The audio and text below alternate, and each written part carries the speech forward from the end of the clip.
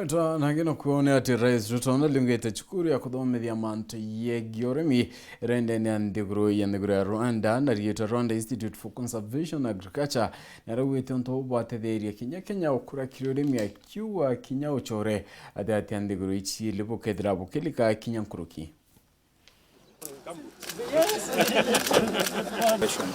So with that,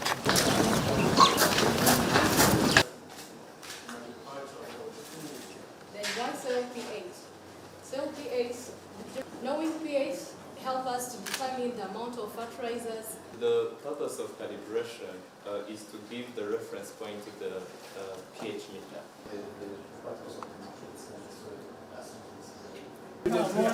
How do